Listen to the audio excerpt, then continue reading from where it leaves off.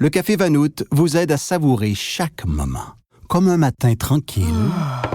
Prendrais-tu un café? Une fin de semaine corsée. Prendrais-tu un café? Une soirée veloutée. Prendrais-tu un café? Ou un après-midi de rafraîchissement décadent. Prendrais-tu un autre café glacé? Un goût riche et savoureux vous attend avec Vanout. Vivre la saveur.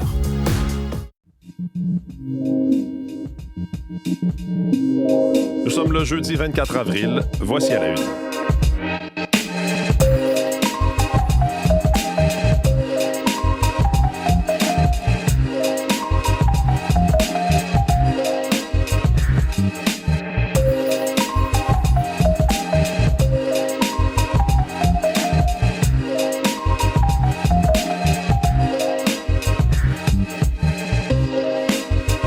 Bonjour, bon jeudi, bienvenue à l'émission, c'est Mathieu Bellumeur au microphone. J'espère que vous allez bien. Bon début de journée, merci d'être avec nous pour la commencer cette journée où il sera question bien sûr des différentes nouvelles de ce qui s'est passé dans les dernières heures. La une des quotidiens, Alexandra Chatzka sera avec nous aussi pour nous parler du fait qu'en Europe également, on veut attirer des chercheurs américains. Vous avez peut-être entendu parler de ça hier.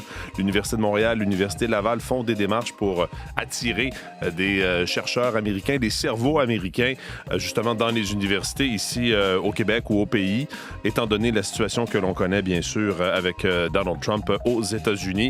Dans les universités, pensons seulement à Harvard et ce bras de fer entre l'administration Trump et cette prestigieuse université. Donc, elle sera avec nous pour nous parler de la situation européenne de ce point de vue-là. Sinon, on va parler sport et météo. Je vous le dis tout de suite si vous ne le savez pas.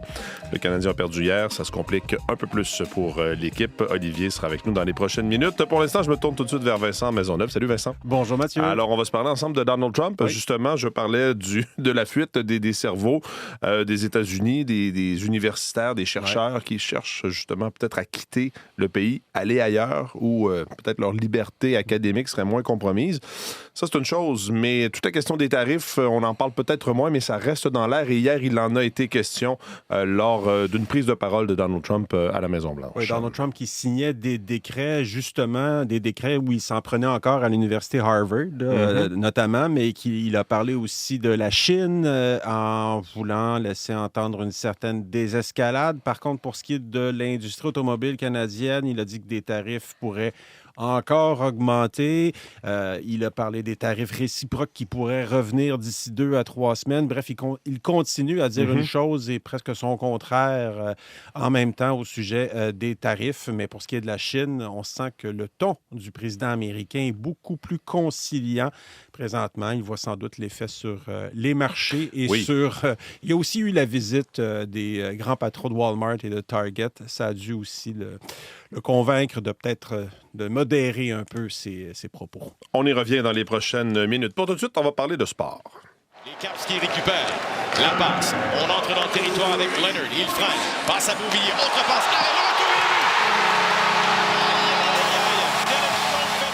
Aïe, oui, effectivement, il y a peut-être bien des amateurs du Canadien qui se sont dit ça hier. Olivier Pellerin, bonjour. Bonjour. C'est un peu plus compliqué. Le Canadien revient à Montréal. 2 défaites donc contre les Capitals de Washington dans les 2 premiers matchs de cette série. Oui, les Capitals qui se sont imposés lors des deux premiers matchs de ces séries éliminatoires. Fait intéressant, par contre, on a beaucoup parlé de ce mauvais départ du Canadien lors du premier match, de cette première période infernale où le Canadien a été complètement dominé physiquement, mais aussi dans les jeux là, qui se sont produits lors du premier match.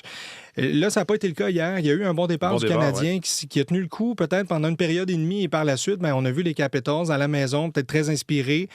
Ça n'a pas été le match le plus physique, mais vraiment, là, dans l'échec avant, là, encore une fois, ce sont les Capitals qui se sont imposés. Pourtant, c'est le Canadien qui a marqué le premier but hier, Christian Dvorak, qui a ouvert la marque en deuxième période. On s'était dit, enfin, il y a quelque chose à se mettre sous la dent. Et puis très rapidement, un peu moins de 2 minutes, et ça 2 buts marqués par les Capitals de Washington. Et déjà, ces 2 buts, c'était suffisant pour remporter ce match. Une victoire de 3-1 avec un but marqué par Connor McMichael en fin de match dans un filet désert. Il en a eu 2 d'ailleurs, buts Connor McMichael dans le match d'hier. Donc effectivement, le Canadien qui se retrouve un peu devant un gouffre en retard 0-2 dans cette série. Oui, le Canadien reviendra à la maison. Mais dans le jeu, là, c'est pas simple. C'est vraiment compliqué. On cherche encore peut-être les solutions. On avait parlé d'un peu plus d'ajouter un peu plus de physique là, au sein de l'alignement, mais là, vraiment, c'est le jeu qui manque. Et surtout, on manque de ressources là, pour justement menacer face à Washington. Donc, je vous invite à écouter déjà Samuel Montembeault, qui encore une fois a été très bon hier, a été un des éléments les plus importants du Canadien, qui parle de ce retour à la maison qui sera important. Évidemment, pas le résultat qu'on espérait en venant ici. On aimerait ça aller finir chercher au moins un match, mais je pense que tout le monde a hâte de revenir à la maison, de retrouver nos partisans. On a connu beaucoup de succès à la fin de la saison au Centre Bell, puis on sait à quel point l'ambiance ça va être assez fou, puis ça va nous propulser encore plus haut. Et je pense que les Oilers d'Edmonton souhaitent à peu près le même sort parce qu'eux aussi sont en retard 0-2 dans leur série. Hier, ils ont perdu 6-2 face aux Kings de Los Angeles. Deuxième match où on accorde 6 buts aux Kings de Los Angeles. Donc, ça donnera certainement le ton pour les matchs 3 et 4 qui se dérouleront à Edmonton. Et donc, les Oilers qui sont dans la même situation que les Canadiens. Et Dallas, hier, a pris les devants 2-1 dans sa série face à l'Avalanche du Colorado. Il faut parler de retour de Gabriel Landeskog dans l'alignement de l'Avalanche, lui qui a raté près de 3 ans d'activité avec l'Avalanche en raison d'une blessure.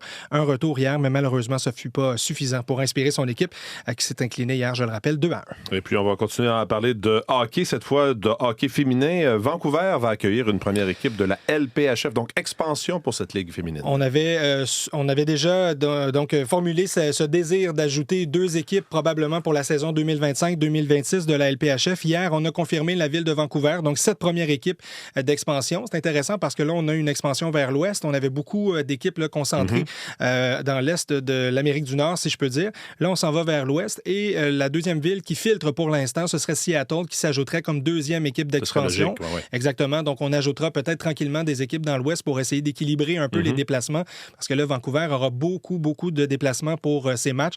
Mais quand même, la LPHF qui est très heureuse de pouvoir annoncer ce marché canadien qui a été très accueillante pour ces matchs en terrain neutre. Même chose pour Seattle. C'est peut-être pourquoi on risque de se tourner vers cette équipe. Donc, tranquillement, là, ça fait des petits. Cette ligue-là va grossir. On répond aux ambitions qu'on avait dès le lancement de la Ligue professionnelle féminine de hockey. Tant mieux. Merci beaucoup, Olivier. Bonne journée. Bonjour, Véronique. Bonjour, Mathieu. Donc, du temps doux, mais des nuages qui vont être de plus en plus nombreux. Qui collent un peu. Et parlons-en des nuages. Savez-vous combien on a eu d'heures de soleil jusqu'à maintenant depuis le début du mois d'avril? J'aurais tendance à dire pas beaucoup. Oui, c'est une bonne réponse. 124 heures seulement à Montréal. La normale devrait être autour de 178. 118 heures à Québec. La normale devrait être autour de 171. Un seul beau week-end, beau étant comme critère ensoleillé. Ouais. Alors, tout le monde est un peu impatient. On est dû, ça s'en vient tranquillement. Mais bref, on profitera du soleil ce matin. Ça va s'ennuager graduellement cet après-midi. Les averses, pas grand-chose. Là. C'est une petite probabilité de l'ordre de 30 40 vers les Laurentides. Quand même 14 à 16 degrés aujourd'hui. Ce sera des minimums qui vont varier entre 5 et 8 degrés la nuit prochaine, peut-être un petit peu en dessous de ça vers Québec, les Laurentides, 2-1 degré. Du brouillard possible au cours de la nuit. Demain, vendredi, on aura un ciel variable ou nuageux avec éclaircies, devenant plus nuageux en cours d'après-midi. Température de 13 à 15. La pluie commence dans la nuit de vendredi à samedi. Samedi, ce sera pluvieux, quand même de bonne quantité, là, 30 mm Montréal, 50 vers l'Estrie, la Beauce, Mauricie, Québec. Les températures de l'ordre de 10 à 13 degrés samedi. Et dimanche matin, ça hésite un peu, mais la tendance sera au dégagement. Le soleil va sortir là-dedans et on ira chercher 15-16 degrés. Donc, un dimanche quand même agréable. Pour ce qui est de la journée d'aujourd'hui, du côté de l'Abitibi, c'est encore un mélange pluie-neige fondante, assez nuageux aussi vers le Saguenay, le Bas-Saint-Laurent, le Lac-Saint-Jean, secteur de la Gaspésie. Les températures oscillent entre 5 et 8 degrés. Il y aura des précipitations ce soir. Variable sur la Côte-Nord, autour de 5, assez nuageux en territoire ontarien. Possibilité d'orage tôt ce matin à Toronto. Les températures grimpent. Windsor, 27 aujourd'hui. Toronto, 23. Wow. Quand même du temps relativement doux. Ottawa, on ira jusqu'à 17. Ça s'ennuage graduellement. Et dans l'ouest, c'est vraiment du beau temps dans les prairies. 14 à 16 degrés dans l'ensemble sous le soleil. Beau soleil à Vancouver aussi, 17 à 23. Donc, dans l'ouest, là, c'est printanier. Et sur le sud du Québec, bien, ça s'en vient. On va être patient. Lentement, mais sûrement. Le dernier week-end d'avril, là, ça achève. C'est ça, on va le mettre derrière nous ce mois-là, finalement. Voilà. OK, merci beaucoup, Véronique. Bonne journée. Bonne journée.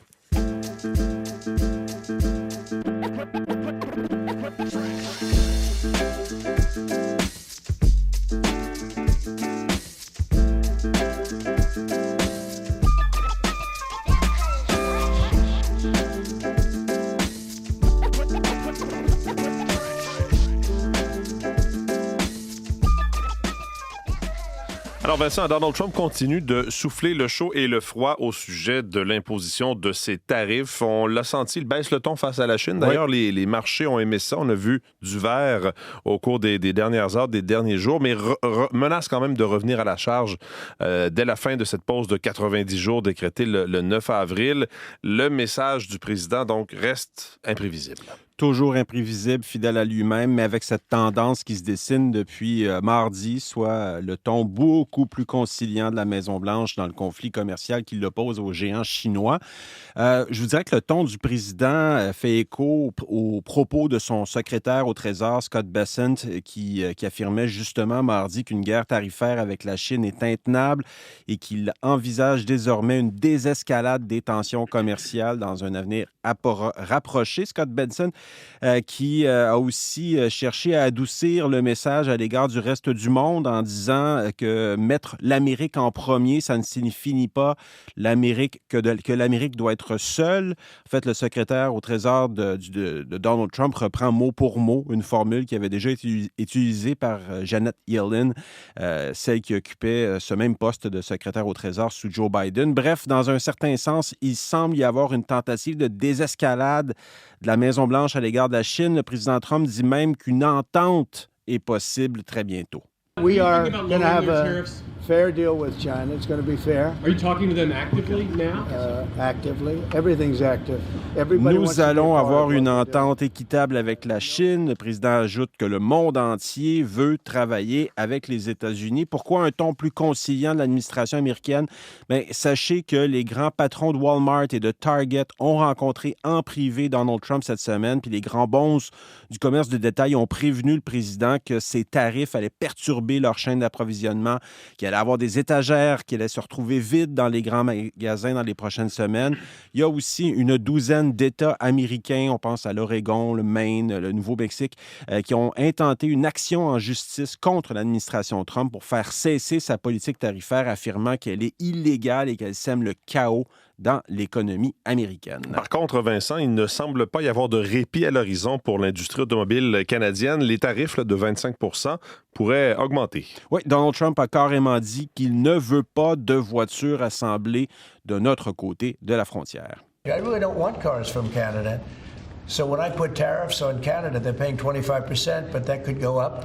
Il ne veut rien savoir des voitures fabriquées au Canada et les tarifs contre l'industrie automobile canadienne pourraient bientôt augmenter parce que les États-Unis veulent faire leur propre véhicule. Il se garde cependant une certaine réserve au sujet des élections en cours au pays. Oui, le président a simplement dit qu'il trouvait le premier ministre sortant, Mark Carney, bien gentil. I have spoken to the current prime minister. He was very, very nice, I will say. Very nice. We had a couple of very nice conversations, very good. But I don't think it's appropriate for me to get involved in their election. Notez qu'il appelle Mark Carney le premier ministre et non le gouverneur, qu'il le trouve bien gentil et que ce n'est pas au locataire de la Maison-Blanche de s'immiscer dans les élections canadiennes. En terminant, un mot sur la guerre en Ukraine. Le président américain s'en est encore pris au président ukrainien. Donald Trump dit que c'est Volodymyr Zelensky qui nuit aux tentatives de paix avec la Russie, ce qui doit encore faire plaisir au président russe. Merci Vincent. J'en prie.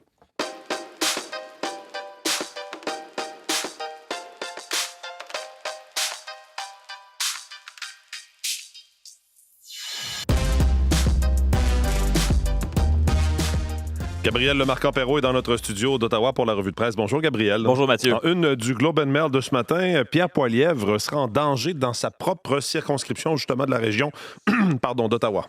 Oui, et c'est ce que révèle le Globe, mais aussi le Toronto Star ce matin. Les sondages internes qui montrent que le chef conservateur risque de perdre son siège de la circonscription de Carleton dans la région d'Ottawa, siège qu'il occupe depuis 2004 au profit de son rival libéral, selon des sources interrogées par les deux quotidiens.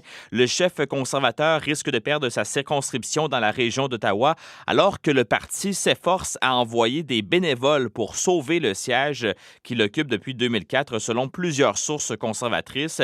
alors que les sondages montrent que les libéraux de Mark Carney sont à proximité, sont prêts de gagner ces élections fédérales. La perte de la circonscription de Carleton de M. Poilievre rendrait difficile pour lui de s'accrocher à son poste de chef du Parti fédéral, alors que au cours des 2 dernières semaines, le parti a envoyé des militants, et on ne parle pas de simples militants, de simples bénévoles, ce sont des bénévoles expérimentés, des gens qui auraient normalement été affectés à des courses plus serrées à travers le pays. On les a envoyés dans la circonscription de Carleton pour aider les troupes, ont déclaré plusieurs sources au Globe and Mail et au Toronto Star. D'ailleurs, le Globe ce matin consacre un portrait de 2 pages au chef conservateur Pierre Poilievre. Il fait de la politique depuis 2 décennies, mais que croit vraiment le chef conservateur? Plusieurs Canadiens se demandent encore ce que le chef conservateur, l'homme qui deviendrait premier ministre si son parti l'emportait le 28 avril, défend réellement. Élection toujours, on apprend ce matin sur le site de Radio-Canada, au cours d'un appel du 28 mars entre Donald Trump et Mark Carney, le président américain a remis sur la table l'idée de faire du Canada le 51e État, contrairement à ce que M. Carney avait lui-même déclaré publiquement. Selon 2 sources au fait des discussions, l'enjeu de la souveraineté canadienne a été soulevé en première partie de conversation. Un texte de la collègue Laurence Martin ce matin sur le site de Radio-Canada. Dans le Journal de Montréal, il est question d'employés de Desjardins qui auraient compromis des enquêtes policières. Et c'est à la une du quotidien montréalais. La police a découvert que des employés de l'institution financière imitaient jusqu'à tout récemment la signature d'un commissaire à l'assermentation. Des dizaines d'enquêtes policières et de procès sont donc en péril parce que la police a récemment découvert ce stratagème. Donc, les personnes, les employés des Desjardins qui imitaient la signature avant de remettre des documents aux policiers, aux forces de l'ordre. Les répercussions sont énormes selon une source bien au fait du dossier consulté par le bureau d'enquête de Québécois et qui a requis l'anonymat. Selon les informations du Journal de Montréal, les gestes reprochés seraient survenus lors d'enquêtes criminelles d'envergure partout dans la province au cours d'une période couvrant plusieurs années. On va parler de la une du quotidien montréalais de Gazette. On sait qu'en ce moment, on est en séries éliminatoires et que le Canadien joue. Et il y a souvent ces messages d'encouragement sur les autobus de la STM. Eh bien, voilà que l'Office québécois de la langue française s'attaque à ce message. Oui, et c'est le Go Abs Go qui chicote, Mathieu, plus précisément le mot Go, parce que c'est un anglicisme, c'est un mot anglais de 2 lettres, et c'est ce qui a chicoté, voilà, l'Office québécois de la langue française, l'organisme qui a demandé à la STM de changer la signalisation pour Aller Canadien Aller plutôt que Go Abs Go sur les autobus, et c'est à la suite d'une plainte reçue l'an dernier, mais pas concernant le Canadien, plutôt concernant le club de soccer, le CF Montréal, que l'Office a demandé à la STM de modifier son message. Ouais, à ce moment-là, c'était écrit Go CF ou Go Impact Go. Donc, on a enlevé le Go pour le remplacer par un Aller. Merci beaucoup, Gabriel. Bonne journée. Bonne journée.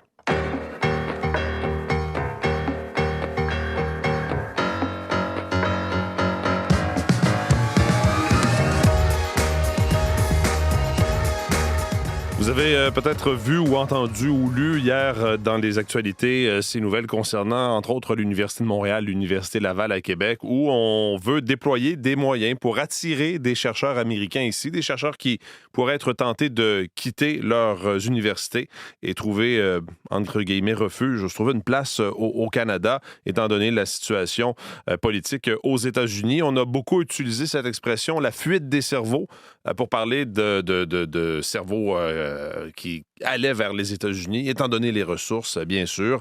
Mais depuis l'arrivée au pouvoir de Donald Trump, c'est l'inverse qui se passe. Et c'est vrai aussi en Europe. Et on va en parler avec Alexandra Chatzka. Bonjour, Alexandra. Bonjour, Mathieu. Parce qu'effectivement, l'Europe a lancé véritablement une chasse au cerveau au cours des derniers mois.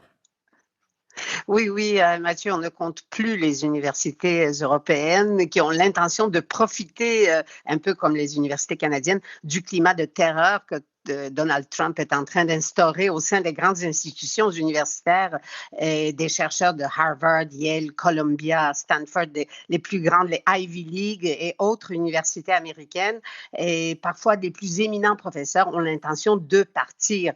Alors, sans parler évidemment des centaines de chercheurs qui ont été congédiés de la NASA, de l'Institut national de la santé, de l'Administration nationale des océans et de l'atmosphère américaine. Alors, c'est l'université c'est assez drôle à dire, mais c'est quand même, en Europe, c'est l'université Aix-en-Provence-Marseille, campus Aix-en-Provence-Marseille, qui a ouvert le bal il y a déjà presque un mois et demi, en lançant son programme en anglais, évidemment. Les Français et les Italiens aiment beaucoup utiliser l'anglais. Alors, c'est Safe Place for Science, qui invite les chercheurs américains à venir s'installer à Aix-en-Provence ou à Marseille. Ils ont reçu, tenez-vous bien, déjà 300 curriculum vitae en 6 ou 7 semaines. Ils doivent en choisir 30. Ils dégagent un budget de 16 millions d'euros dans des domaines comme le changement climatique, l'immunologie, dans les sciences sociales aussi, dans les études du genre, diversité, immigration, etc. D'autres universités européennes ont suivi. En France, une prestigieuse école d'ingénieurs, la Supélec, l'Université libre de Bruxelles a créé 12 postes pour des post-doctorants américains qui voudraient venir à Bruxelles, et d'autres institutions très prestigieuses comme l'Institut Karolinska à Stockholm ou l'Université Bocconi à Milan en Italie se sont aussi montrées ouvertes à accueillir des chercheurs et des professeurs américains. Les gouvernements pourraient aussi donner un coup de pouce. Oui, exactement. Alors, vendredi, Emmanuel Macron a fait un grand appel aux chercheurs américains et en disant « Choisissez la France et l'Europe ». Il a lancé une plateforme, encore en anglais, Choose Friends for Science, qui est une plateforme qui recense tous les projets d'accueil pour les chercheurs américains en France. Aussi, il a annoncé un complément de financement par l'État français de tous les projets dans toutes les universités, jusqu'à 50% du coût du projet où un chercheur américain serait impliqué. Le gouvernement de la Catalogne vient d'annoncer un programme de 30 millions d'euros créant 78 postes dans différentes universités catalanes pour des scientifiques de haute qualité, comme ils disent. La Commission européenne a annoncé également que le Conseil européen de la recherche va augmenter ses budgets pour accueillir les Américains, et la Commission a l'intention aussi de protéger légalement la liberté de la recherche scientifique avec un projet de loi. En Allemagne, Berlin a mis sur pied un fonds spécial pour des chercheurs en médecine et en sciences sociales. Aussi, la Commission européenne a décidé de doubler les subventions normalement accordées aux chercheurs extra-européens qui déménageraient en Europe pour leur recherche en Europe.